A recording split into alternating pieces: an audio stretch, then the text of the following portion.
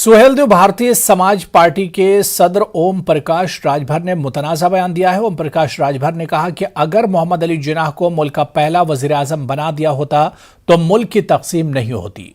राजभर ने कहा कि अटल बिहारी वाजपेयी से लेकर LK आडवाणी तक सभी जिन्नाह की तारीफ किया करते थे, इसलिए उनके नजरियात को भी पढ़िए।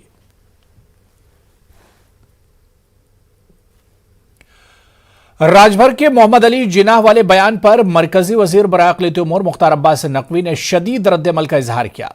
नकवी ने कहा कि कुछ लोगों को जिन्नाह की रूह बहुत सता रही है। नकवी ने कहा कि जिन्नाह मुल्क के बंटवारे के गुनहगार हैं और वो हमारे हीरो नहीं हो सकते।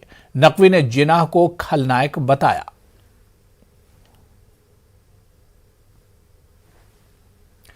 बनारस की ज्ञानवापी मस्जिद के नीचे मंदिर के आसार की तलाश और इसकी खुदाई करने के मामले में सिविल अदालत के फैसले पर इलाहाबाद हाई कोर्ट की तरफ से लगी रोक को आइंदा 6 दिसंबर तक के लिए तौसी कर दी गई है। सुन्नी सेंट्रल वक्फ बोर्ड और अंजुमन इंतजामिया कमेटी ने महकमा आसार कदीमा की तरफ से खुदाई के खिलाफ इलाहाबाद हाई कोर्ट में अर्जी दाखिल कर रखी है। इसी के साथ हाई कोर्ट ने सिविल अदालत में चल रही ज्ञानवापी मस्जिद मामले की प्रोसीडिंग पर भी रोक लगाने का हुक्म दिया। बनारस की ज्ञानवापी मस्जिद के नीचे महकमा आसार कदीमा की तरफ से खुदाई कराने के बनारस सिविल अदालत के फैसले पर इलाहाबाद हाई कोर्ट ने फिलहाल रोक लगा दी है।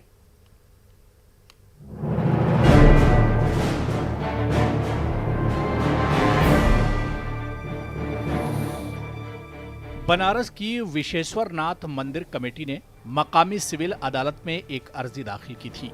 अर्जी में दावा किया गया था कि सन 1964 में मुगल बादशाह औरंगजेब के हुक्म पर मंदिर तोड़कर ज्ञानवापी मस्जिद की तामीर कराई गई थी। मंदिर कमेटी अर्जी पर समाअत के बाद सिविल अदालत ने महकमा आसार कदीमा को ज्ञानवापी मस्जिद के नीचे खुदाई करने का हुक्म दिया था। मकामी अदालत के इस फैसले के खिलाफ सुन्नी सेंट्रल वक्फ बोर्ड और ज्ञानवापी मस्जिद की अंजुमन इंतजामिया कमेटी ने इलाहाबाद हाई कोर्ट में अर्जी दाखिल की थी। हाई कोर्ट ने अपने फैसले में आसार कदीमा की खुदाई और सिविल अदालत की प्रोसीडिंग पर रोक लगा दी है। सुन्नी सेंट्रल वक्फ बोर्ड और अंजुमन इंतजामिया कमेटी की तरफ से अदालत में दलील दी गई थी कि ज्ञानवापी मस्जिद की आराजी की मिल्कियत का मामला अभी हाई कोर्ट में जेर समाअत है। ऐसे में महकमा आसार कदीमा की तरफ से मस्जिद की खुदाई या सर्वे कराना ज़ाब्ते की सख्त खिलाफवर्जी होगी। गर्चे अदालत ने महकमा आसार कदीमा की खुदाई पर रोक लगा दी है, ताहम इस सिलसिले में अदालत का हतमी फैसला अभी आना बाकी है। न्यूज़ 18 उर्दू के लिए इलाहाबाद से मुश्ताक आमिर की रिपोर्ट। यूपी के कासगंज में पुलिस तहवील में नौजवान की मुबैना मौत पर वबाल हो रहा है। खातून को भगाने के इल्जाम में पुलिस अल्ताफ को पूछताछ करने के लिए सदर थाने लाई थी। 8 नवंबर को अल्ताफ को पूछताछ के लिए सदर पुलिस थाने लाया गया। अल्ताफ के वालिद ने पुलिस पर कत्ल का इल्जाम लगाया है। अल्ताफ के वालिद का इल्जाम है कि जब वो पुलिस स्टेशन पहुंचे तो उनके साथ बदसलूकी की गई और इन्हें थाने ना आने को कहा गया, जबकि पुलिस का दावा है कि लॉकअप के वॉशरूम में अल्ताफ ने फांसी ले ली, इसलिए उसने हुड वाली जैकेट का इस्तेमाल किया। इधर इस मामले पर सोशल मीडिया पर सलमान अनीसोज ने पुलिस के दावे पर सवाल खड़े किए हैं। उन्होंने ट्वीट में लिखा है कि पुलिस की दलील कितनी काबिल भरोसा है। अगर खानदान जांच का मुतालबा करता है तो जांच कौन करेगा? पुलिस की पुलिसिंग कौन करेगा? अल्ताफ कैसे? अब अल्ताफ को इंसाफ मिलेगा। एसपी का कहना है कि 5 पुलिस एहलकारों को लापरवाही बरतने की वजह से मुअत्तल किया गया है। कासगंज में एक 363-366 आईपीसी के एक प्रकरण के संदर्भ में एक व्यक्ति जिसका नाम अल्ताफ सन ऑफ चाहत मियां है, उसको थाने में अर्ली मॉर्निंग बुलाया गया था। उसने पूछताछ के दौरान वहां पे बैठे पुलिसकर्मी से उसको वॉशरूम जाने हेतु अनुरोध ने किया था, जिसमें हवालात में बने वॉशरूम में उसको भेजा गया। उसने एक काले कलर का जैकेट जो पहना था, उसमें हुड में लगे हुए एक नाड़े से उसने जो वॉशरूम का जो नल है उसमें फंसा के अपना गला घोटने की खुद ने जो है वो कोशिश की थी। जब वो बहुत समय बाहर नहीं आया तो पुलिसकर्मी अंदर चले गए और उसको बेहोशी की हालत में उसको उठाते न हुए उसको CHC अशोकनगर कासगंज में ले जाया गया। वहां पे प्राथमिक उपचार 5-10 मिनट चलने के उपरांत उसकी मृत्यु हुई है।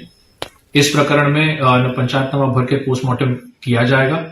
साथ ही में इस प्रकरण में जो पुलिस कर्मियों की लापरवाही इसमें है उनके खिलाफ एक सस्पेंशन का आदेश मेरे द्वारा किया गया है।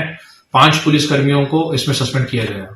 मैंने 8 बजे अपने बच्चे को पुलिस वालों के हवाले किया है। मैंने खुद अपने घर में से पुलिस वाले मेरी लड़की के जो कह रहे थे कि ये शक है हमें, पुलिस अपने बच्चे को हमारे दिए तो आरोप के चक्कर में, तो मैं उस बच्चे को मैंने अपने हाथों से पकड़ के दिया है, बच्चे को खुद दिया है, खुद अपने हाथों से। चौकी तक आया हूँ, चौकी से मुझे फटकार के भगा दिया गया है, मुझे चौकी से फटकार के भगा दिया गया है। आज क्या होता है 24 और आज 24 घंटे के बाद में ये मालूम पड़ रही है वो मुझे फांसी लगा दी है मेरे बच्चे को। उत्तर प्रदेश के कासगंज जिले में मुश्तबा हालात में नौजवान की पुलिस हिरासत में हुई मौत पर अलीगढ़ में भी सख्त तशवीश का इजहार किया जा रहा है।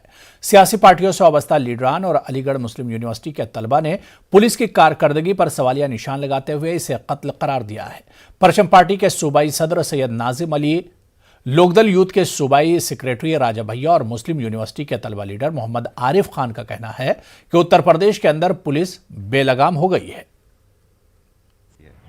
अच्छा, कहा जा रहा था कि अपराध मुक्त यूपी बनाएंगे। अब अगर देखा जाए थाने के अंदर जो है आप किसी को लेके आ रहे हैं उसकी हत्या कर रहे हैं, तो अपराधी जो है क्या वर्दी पहन लिए हैं योगी जी के शासनकाल में? लगातार ये हादसे हो रहे हैं, कहीं गोली मार दे रही है योगी जी की पुलिस। तो कुछ नहीं है इसमें, साफ तौर पे ये साजिश नजर आती है। और जिस तरह से घर से ले जाकर बच्चे को मार दिया गया थाने के अंदर, तो इसमें साफ साफ तौर पर पुलिस वाले कसूरवार हैं। इसमें हमारे जहन में जो सवाल उठ रहा है और जो पूरी आवाम की जहन में सवाल उठ रहा है उसमें यह है कि कासगंज पुलिस ही उस लड़के की हत्यारन है और कासगंज पुलिस ने उस लड़के की जो है साजिश के तहत हत्या की है। इसलिए राष्ट्रीय लोकदल और युवा राष्ट्रीय लोकदल की डिमांड है कि वहाँ के एसपी और एसएचओ समेत तमाम पुलिस कर्मियों पर मुकदमा हत्या का दर्ज। 15 नवंबर 2019 को कानपुर में मेट्रो की तामीर का संग बुनियाद रखा गया था और काम शुरू हुआ, लेकिन कोरोना की वजह से मेट्रो की तामीर का काम कई बार रोका गया। लेकिन फिर भी मेट्रो के पहले मरहले की तामीर का काम जारी है। कानपुर में मेट्रो वक्त से पहले मुकम्मल हो गई थी। वज़ीर आला योगी आदित्यनाथ ने आज IIT कानपुर से मोती झील तक मेट्रो के ट्रायल रन को हरी झंडी दिखाई। कानपुर मेट्रो का ट्रायल रन आज से शुरू हुआ, जिसके लिए मुख्यमंत्री योगी आदित्यनाथ कानपुर पहुंचे और हरी झंडी दिखाकर मेट्रो का रन शुरू किया। यहां पर 9 स्टेशन के लिए ये पहला फेज़ का मेट्रो रन किया जा रहा है जो अगले 4 हफ्तों तक चलेगा।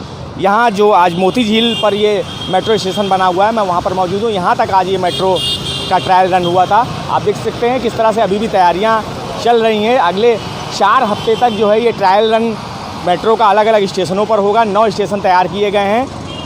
योगी आदित्यनाथ ने अपने जो संबोधन था उसमें ये भी कहा कि जिस तरह से ये ट्रायल रन और ये मेट्रो कानपुर वासियों को मिल रही है, शायद पहले मिल जानी चाहिए थी लेकिन नहीं मिल सकी। उसके बाद अब जिस तरह से मेट्रो का काम तेज़ी से बढ़ा है तो अगले 1 से 1.5 महीने में यहाँ पर आम जनता को मेट्रो में सफ़र करने की उम्मीद है। कानपुर से संदीप सरकार, न्यूज़ 18 उर्दू।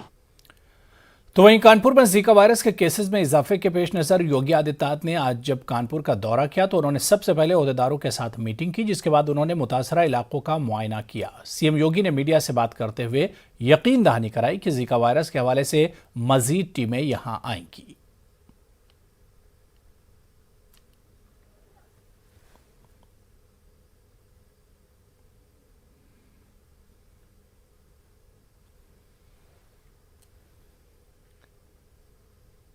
ज़राई क़वानीन के खिलाफ किसानों की तहरीक को 11 माह से ज्यादा का अरसा गुजर गया है। वहीं इस दौरान किसान महापंचायत भी कर रहे हैं। इस हवाले से किसान लीडर राकेश टिकैत ने न्यूज़ 18 से खास बातचीत की। उन्होंने कहा कि हमारा पहले भी यही मुतालबा था कि मरकजी वज़ीर ममलिकत बराए दाखिला अजय कुमार मिश्रा का इस्तीफा लिया जाए।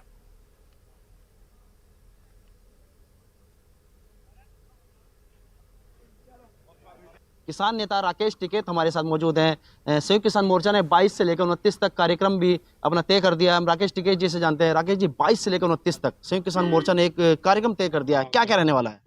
22 तारीख को बड़ी पंचायत लखनऊ में होगी, वो लखीमपुर खीरी कांड को लेकर होगी, धान की खरीद पर होगी, गन्ने के इशू पर होगी, जो भी इशू उत्तर प्रदेश के हैं उस पर वो बातचीत उसमें होगी, वहां पर मीटिंग होगी। और अगर उनकी दिल्ली में बात नहीं चल रही तो ऐसी पार्टी में वे हैं क्यों, उसको छोड़कर बाहर आओ। पहली पंचायत मुजफ्फरनगर में देखेगी, बहुत ही ऐतिहासिक थी। इस बार लखनऊ में कितनी अपार संख्या में किसान एकत्रित होने वाले हैं और सबसे ज्यादा ज्वलंत मुद्दे क्या रहेंगे? लखीमपुर खीरी का कांड का इशू रहेगा, धान का इशू रहेगा, खरीद का, बिजली का इशू रहेगा, ये सारे इशू रहेंगे। वहां पे गन्ना भुगतान का रहेगा, ये रहेगा। अच्छा राकेश जी, 29 नवंबर को किसान संसद की ओर कूच करेगा, कितने किसान वहां पर पहुंचेंगे और कितनी ट्रैक्टर ट्रॉलियां एक बार फिर से जाएंगी? 500 आदमी रहेंगे एक बॉर्डर से और 2 बॉर्डर से लोग। 31 अक्टूबर को पुलिस को गाजियाबाद के कौशाम्बी थाना इलाके में इरशाद नामी शख्स की उसके घर पर मौत की इत्तला मिली। पुलिस ने मामले की जांच की तो इंतहाई चौंका देने वाला इंकशाफ सामने आया। बीवी फरजाना ने खुद ही अपने शौहर को मार मार कर हलाक कर दिया और पुलिस को इत्तला दी कि उसके शौहर ने खुदकुशी कर ली है। पुलिस ने फिलहाल फरजाना को गिरफ्तार कर लिया है। 31 अक्टूबर की रात में एक सूचना प्राप्त हुई कि एक व्यक्ति ने सुसाइड कर लिया है। उस सुसाइड करने पे पुलिस द्वारा जाके पीएम और पंचायतनामा कराया गया तो ज्ञात हुआ कि उसकी मौत हुई है स्ट्रेंगुलेशन से। इस सूचना पे एफआईआर पंजीकृत करके जब पड़ताल की गई और तहकीकात की गई तो विवेचना क्रम में ये ज्ञात हुआ कि उसकी अपनी पत्नी द्वारा इरशाद की से हाथापाई में और झगड़े में इरशाद की मौत हो गई और इरशाद की मौत को आत्महत्या का रंग देने के लिए पत्नी द्वारा ही उसे कुंडे पर लटकाया गया और लटका के आत्महत्या का रूप देने की कोशिश की गई। अलीगढ़ मुस्लिम यूनिवर्सिटी पर इन दिनों उर्दू के साथ सौतेला बर्ताव करने के तमाम इल्जामात लगते रहे हैं। चाहे यूनिवर्सिटी के प्रोग्रामों के लिए तैयार किए गए होर्डिंग्स हो या बैनर्स, तलबा को नज़रअंदाज करने का मामला हो या फिर यूनिवर्सिटी की इमारतों के नाम उर्दू में न लिखे जाने का मामला। गुज़िश्ता दिनों यूनिवर्सिटी के रजिस्ट्रार आईपीएस अब्दुल हमीद ने एक सर्कुलर जारी करते हुए हिदायत की थी कि यूनिवर्सिटी की ऑफिशियल लेटर हेड पर तीनों ज़बानें यानी अंग्रेजी, हिंदी और उर्दू का इस्तेमाल किया जाए। लेकिन रजिस्ट्रार की इस हिदायत को कंट्रोलर इम्तिहान ही संजीदगी से नहीं ले रहे हैं। गुज़िश्ता रोज़ यूनिवर्सिटी कंट्रोल इम्तिहान के दफ्तर से जारी एक लेटर हेड पर अंग्रेजी और हिंदी ज़बानें तो मौजूद हैं लेकिन उर्दू ज़बान गायब है। इस ताल्लुक से तलबा में ज़बरदस्त बरहमी है। इनका कहना है कि एक मुनज़्ज़म साजिश के तहत उर्दू को ख़त्म किया जा रहा है। वहीं गुज़िश्ता रोज़ आलमी यौम उर्दू भी था लेकिन इस दिन यूनिवर्सिटी में एक तकरीब का भी इनेकाद नहीं किया गया।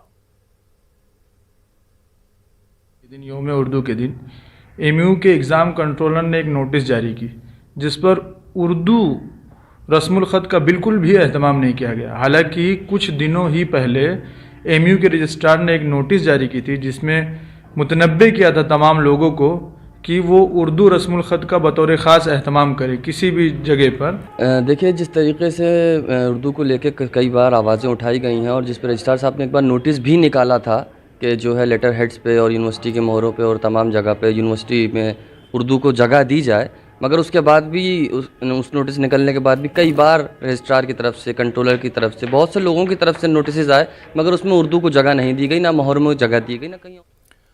डायबिटीज का मर्ज हिंदुस्तान में बहुत तेजी से फैल रहा है। आज 8 करोड़ से ज्यादा मरीज हिंदुस्तान में मौजूद हैं और इस तादाद में रोजाना इजाफा हो रहा है। इसके लिए बेदारी लाना बहुत जरूरी है। इसी को जहन में रखते हुए आइंदा 14 नवंबर को अलीगढ़ में डायबिटीज के मारूफ मौलिज डॉक्टर जमाल अहमद एक प्रोग्राम का इनेकाद करने जा रहे हैं जिसमें डायबिटीज के मुतालिक लोगों को तफसीली मालूमात फराहम की जाएंगी। उन्होंने बताया कि इसमें डायबिटीज एजुकेशन सेशन के साथ स्क्रीनिंग और डिटेक्शन कैंप भी लगाए जाएंगे। थोड़ा सा एजुकेशन देने की कोशिश करेंगे इस बीमारी के बारे में, क्योंकि आज की तारीख में इंडिया में 8 करोड़ लोगों को डायबिटीज़ है। हर 11 में एक आदमी को डायबिटीज़ की बीमारी है और 5-6 साल के अंदर। उत्तर प्रदेश के वज़ीर आला योगी आदित्यनाथ के जरिए छठ पूजा के पेश नज़र आज पूरे उत्तर प्रदेश में तातील का ऐलान किया गया था, जिसके बाद जिला मजिस्ट्रेट अलीगढ़ ने सभी को हिदायत की थी कि आज छठ पूजा की तातील रहेगी। लेकिन अलीगढ़ में प्राइवेट स्कूलों की मनमानी देखने को मिली, जहां हुकूमत के अहकामात के बावजूद भी स्कूल खुले गए और बच्चों को बुलाया गया। इस बाबत स्कूल इंतजामिया का कहना है कि इन्हें मालूमात नहीं थी। वहीं स्कूल में बच्चों को लेने आए सरपरस्तों ने बताया कि स्कूल ने किसी तरह की कोई इंफॉर्मेशन नहीं दी।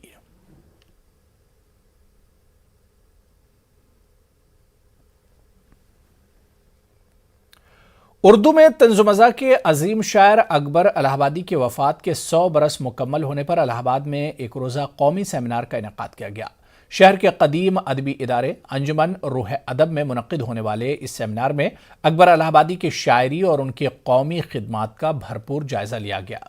सेमिनार में शिरकत करने वाले मुक़र्रिर ने अकबर इलाहाबादी को आलमी अदब में सफ़े अव्वल के तंज़ुमज़ाह का शायर करार दिया। मुक़र्रिरीन का कहना था कि अकबर इलाहाबादी ने अपनी शायरी के जरिए मगरबी तहजीब और अंग्रेज़ी साम्राज्यत के खिलाफ पूरी कौम को पैगाम दिया। जलसे में अकबर इलाहाबादी की बाज़ शाहकार नज़मों को पढ़कर सुनाया गया। वालिदैन अपने बच्चों के बेहतर मुस्तकबिल के लिए हर मुमकिन कोशिश अंजाम देते हैं, लेकिन ऐसा बहुत कम होता है कि सभी बच्चों के मुस्तकबिल के लिए देखे गए ख्वाब हकीकत में तब्दील हो जाएं। लेकिन मेरठ के मोहम्मद आमिर इसकी जीती जागती मिसाल बन गए हैं। मोहम्मद आमिर ने अपने सभी बच्चों को डॉक्टर बनाने का जो ख्वाब देखा था वो अब हकीकत बन गया है। ये खास रिपोर्ट देखिए।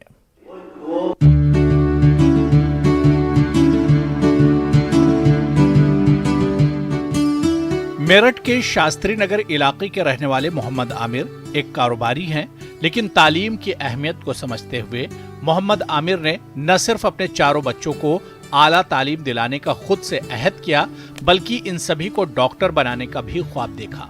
वालिदैन की कोशिशें और बच्चों की मेहनत रंग लाई और 2019 में इनकी बड़ी बेटी अफशा ने और 2020 में दूसरी बेटी निशा ने नीट में कामयाबी हासिल करके आगरा मेडिकल कॉलेज में दाखिला लिया। अपनी दोनों बेटियों की कामयाबी और रहनुमाई के साथ कड़ी मेहनत से इस साल छोटी बेटी निदा और बेटे अहमद ने भी नीट में कामयाबी हासिल करके डॉक्टर बनने के ख्वाब को हकीकत में तब्दील कर दिया है। मोहम्मद आमिर का खानदान अब डॉक्टर बेटे बेटियों वाला खानदान कहलाने लगा है। MD MSO को तो मैं तो बन नहीं पाया, तो मैंने सोचा कि मैं अपने बच्चों को डॉक्टर जरूर बनाऊंगा इंशाल्लाह, और अल्लाह ने मेरी सुनी। पी ने सबसे ज़्यादा स्ट्रगल किया, अफशा पी ने सबसे बड़ी हैं वो, उन्हें हमारे क्योंकि जब तक फैमिली में कोई भी नहीं था, बस अब्बा का ड्रीम था ये, तो इस वजह से फिर अप्पी बहुत ज़्यादा स्ट्रगल किया, बहुत ज़्यादा पढ़ाई की अप्पी ने। मेरा दिल शुरू से ही मेडिकल में नहीं था थोड़ा सा, लेकिन फिर मैं पापा की वजह से, पापा कहते थे मेडिकल की वजह से, फिर मैं बहनों को देख कर मेरा भी दिल फिर मोटिवेट हुआ, वरना फिर मैं 11th 12th तक मेरा मन नहीं था। तो मैंने बेटियों में कभी कोई फ़र्क नहीं किया, मुझे बेटे जैसी लगती थी। मुझे ये था कि मेरे बच्चे काबिल हों, अल्लाह ताला इन्हें कामयाबी दे, और आज इंशाल्लाह कामयाब है। बच्चों की कामयाबी में जहां इनके वालिद का भरपूर साथ और मेहनत थी, वहीं वालिदा की कुर्बानियां भी कम न थी। तालीम की अहमियत को समझते हुए वालिदा ने बच्चों के लिए वो सब कुछ किया जो जरूरी था। उपलब्धि नहीं, बहुत बड़ी उपलब्धि कहेंगे, क्योंकि नॉर्मली ऐसा होता नहीं है। हमारे सामने भी ये केस आए हैं, पर पूरे सारे ही डॉक्टर बन जाना ये आसान काम नहीं होता है। बेसिकली जब ये बच्चे, पहले जो बच्ची पढ़ी थी, उसके बाद इनमें हिम्मत आई थी कि हाँ हम भी डॉक्टर बन सकते हैं, और उसके बाद जब सेकंड बच्चा आया तो उसमें भी वही जुनून था। वे एक जुनून जब मिल जाता है ना घर के अंदर कि हाँ डॉक्टर बना है, तो वो जुनून उसमें भी था, और वही जुनून हमने भी मेंटेन रखा, भाई हमें भी डॉक्टर बनाना था, तो वो भी डॉक्टर बनी। एग्जाम्पल तो है ही, क्योंकि देखो जो इन्हीं को देख के बच्चे आगे निकलते हैं। कहते हैं मकसद नेक और कोशिशें ईमानदार हों तो मेहनत रंग लाती है। मोहम्मद आमिर के चारों बच्चों की यह कामयाबी इसी की एक मिसाल है, जो दूसरों के लिए भी एक मिसाल बन गई है। न्यूज़ 18 उर्दू के लिए मेरठ से तंजीर अंसार की रिपोर्ट। चलिए यहां पर रुकेंगे फिलहाल छोटे से ब्रेक के लिए।